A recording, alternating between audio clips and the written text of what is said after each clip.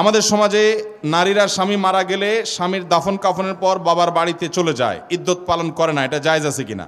নিশ্চয়ই সব নারীরা করে না। যারা করেন, ইদ্যত পালন যদি না করেন তারা গুনাহগার হবেন। ইদ্যত কি? ইদ্যত হলো কোনো নারীর যদি স্বামী মারা যায়, স্বামী মারা যাওয়ার পর তিনি 4 মাস 10 দিন শোক পালন করবেন। শোক পালনের অংশ হিসাবে তিনি স্বামীর বাড়িতে বা স্বামী মারা যাওয়ার সময় যে বাড়িতে ছিলেন সে বাড়িতে, অথবা তার যদি ওই বাড়িতে থাকার পরিবেশ না থাকে, নিরাপত্তা না থাকে, তাহলে যেখানে সেফ হবে, সেটা বাপের বাড়ি হোক, যে কোনো এক জায়গায় থাকবেন স্বামীর বাড়িতে যেখানে তিনি অবস্থান করেন। যদি সেখানে থাকা একান্ত না যায়, তাহলে যেখানে থাকা যায়, বাবার বাড়িতে হলে বাবার বাড়ি, সেখানে গিয়ে 4 মাস 10 দিন নিজেকে সেখানে আবদ্ধ রাখবেন। আবদ্ধ রাখার মানে এই না যে ঘর থেকে বেরোতে পারবে না।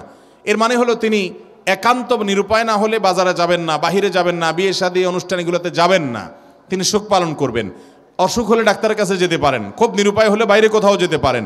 এছাড়া তিনি ওখানে অবস্থান করবেন, সাজগোজ করবেন না, গহনাগাটি পরবেন না। এটা হলো নারীর ইদ্যত স্বামী মারা যাওয়ার পরে 4 মাস 10 দিন পর্যন্ত। এটা করা জরুরি, ওয়াজিব। এবং তিনি কোনো বিয়ে শাদীতে কারোর সাথে আবদ্ধ হবেন না, এই সময়টা অপেক্ষা করবেন। এটা হলো শোক পালন, এটা ওয়াজিব। না করলে তিনি গুনাহগার হবেন।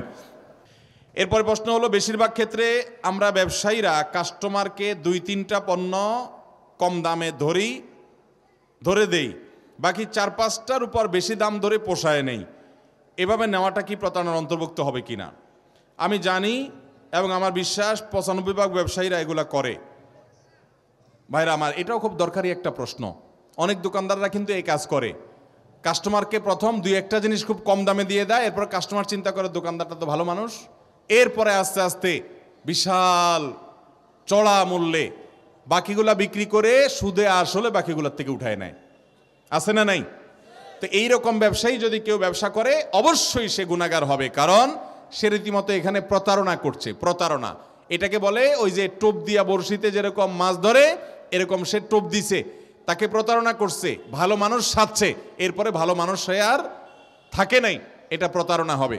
যদি এমন হয় যে না, ইচ্ছাকৃতভাবে, প্রতারণার উদ্দেশ্য না, কিছু জিনিস সে কম রাখছে, আবার কিছু জিনিস ন্যায্য মূল্য রাখছে, অতিরিক্ত না, প্রতারিত করার জন্য না, তাকে ধোঁকায় ফেলার জন্য না, যে কিছু জিনিস আমি কম দামে রাখলাম, এটা আমার কম রাখলেও চলে, আবার কিছু জিনিসটা আমি ন্যায্য মূল্যে বিক্রি করলাম, এটা জায়েজ হতে পারে।